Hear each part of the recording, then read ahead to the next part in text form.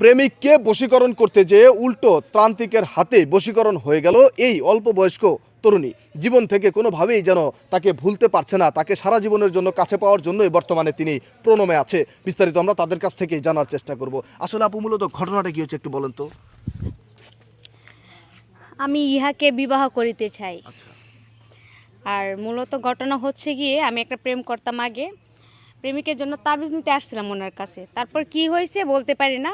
আর এখন যেটা হয়েছে, আমি ওনাকে ছাড়া কোনো কিছু ভাবতে পারি না, আর কাউকে মানে নিতে পারতেছি না আমার মনের মধ্যে। মানে কি মনে হয় আপনার কাছে, কি মনে হয়? মানে উনি সারাক্ষণ আমার মনের মধ্যে ঘুরতেছে, আমার সামনে আশেপাশে উনি আমাকে ডাকতেছেন, এরকম কোনো কিছু। আর আমার মনে হয় ওনাকে ছাড়া আমি বাঁচবো না। আচ্ছা, এই যে আপনি কথাটা বললেন ওনাকে ছাড়া আপনি বাঁচবেন না, উনি একজন তান্ত্রিক। এই তান্ত্রিকের সাথে কি আপনার যায়? আপনি একজন যুবতী মেয়ে। ওই তান্ত্রিক নাকি সেটা তো আমার দেখার বিষয় না, আমার মনে ধরছে আর এখন আমার ওরে লাগবো। আচ্ছা দর্শক, আপনারা দেখতেই পারলেন আজকের ঘটনাটি। বিস্তারিত আমরা একটু এই তান্ত্রিকের কাছ থেকে জানার চেষ্টা করি। আসলে এই যে বাবা, আপনি যেই ঘটনাটি ঘটাচ্ছেন, এই যে তরুণীকে বশীকরণ করলেন আপনার উপরে, মূলত কেন করলেন আপনি এটা? এটা মনে করেন আমি তো তান্ত্রিক, আজকে 25 বছর ধরে আমি তান্ত্রিকগিরি করি। মানুষের ভালো মন্দ আমি সব কিছু করে দিই। সমস্যা কি? না না না, সমস্যা নাই। আমরা একটু মানে ভিডিও শুট করতেছি তো ভাই, একটু সাইডে দাঁড়ান। জি বলেন। তো আমি তো অনেক দিন ধরে এই কাজ কাম করি। তো এই মেয়েটা আমার কাছে আসলো যে আমার এক প্রেমিকাকে বশ করতে হবো, আমার প্রেমিকা আমার সাথে কথা শোনে না। তা আমি আবার নিয়ম কারণ মাইনে আমি একটা তাবিজ দিছি তারে বলছি যে তুমি তোমার যে প্রেমিকার নাম আছে সেই প্রেমিকার নামটা নিয়ে তুমি বিসমিল্লাহ করে চোখে চোখে রাখে তুমি 2বার ফু দিবা। পরে বললাম তুমি দিতে পারবা কি না, তুমি আমার চোখে চোখে তুমি একটা 2টা ফু দাও নামটা কইয়া।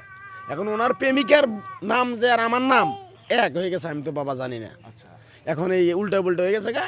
এখানে আমার সারা এই বেটি এই যে সেজদা দিছে আমার দিছে ভক্তি, এই ভক্তি আর তোলে না। আচ্ছা, এখন মানে আপনার উপর উনি বশীকরণ হয়ে গিয়েছে। এখন আমার বয়স হয়ে গেছে গা। বশ হয়ে গিয়েছে।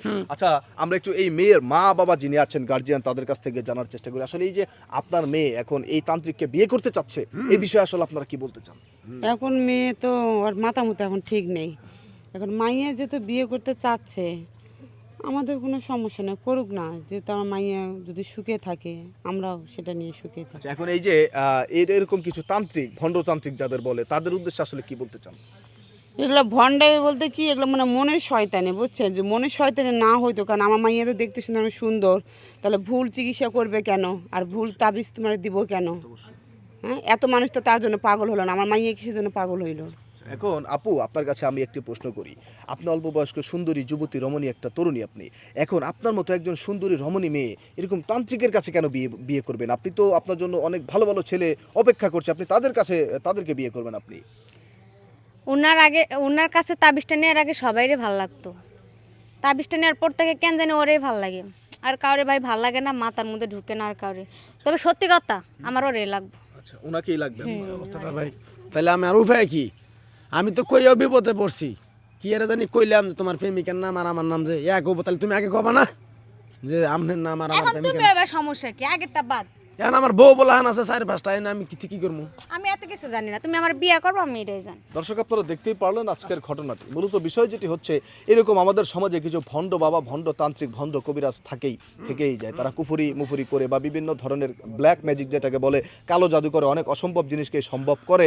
কিন্তু তাদের ফাঁদে কখনো কোনো তরুণী মেয়ে বা তরুণ ছেলে কখনোই পা দিবেন না।